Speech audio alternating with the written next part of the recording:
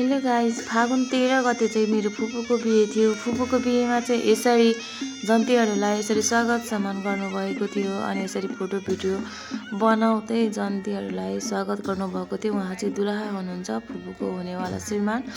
अनि उहाँ चाहिँ फुपूको जेठा दाइ ज्ञानेन्द्र मामा हुनुहुन्छ। यसरी दुलहालाई पनि स्वागत गरेर भित्र्याइयो अनि यसरी जन्तीहरूलाई पनि उहाँ चिकान्ची मुसु मुसु हाँस्दै जन्तीहरूको साथमा आउनुभएको छ। जन्तीहरूलाई एक एक गरेर स्वागत सम्मान गर्नुभएको छ। उहाँ जन्तीहरूले ल्याउनु भएको धेरै प्रकारको कुसेलीहरू थियो। उहाँ बहिनी पनि जन्ती नै हुनुहुन्छ अनि सानी नानी पनि जन्ती नै हुनुहुन्छ। उहाँलाई पनि स्वागतको साथ भित्र्याइएको थियो। यसरी जन्तीले उहाँले ल्याउनु भएको कुसेली थाहा भएन, उहाँ जन्तीहरूले चाहिँ के यति धेरै कुसेलीहरू ल्याउनु भएको थियो। अनि यसरी चाहिँ सबै जन्तीहरूलाई स्वागत गर्नुभएको थियो।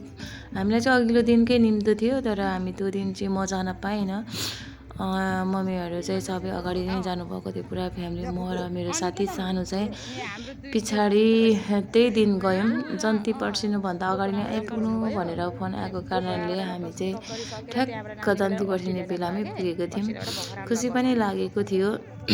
बिहेको माहौल त्यतिखेर भर्खरै बढ्दै थियो।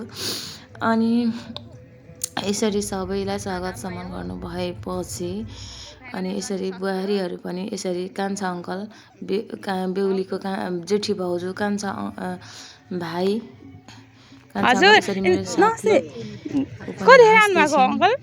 अनि त्यसपछि मेरो भिडियो चाहिँ कसले बनाइदिला त, म त आइनँ भन्ने कुरामा भाइलाई देखेँ नि, भाइलाई मेरो पनि भिडियो बनाइदिन भनेर भने। त्यसले चाहिँ म र मेरो साथी जाँदै गरेको भिडियो थोरै भए पनि बनाइदियो। त्यसलाई तँलाई पनि धेरै धन्यवाद छ। हामी चाहिँ खुसी हुँदै जन्तीको साथ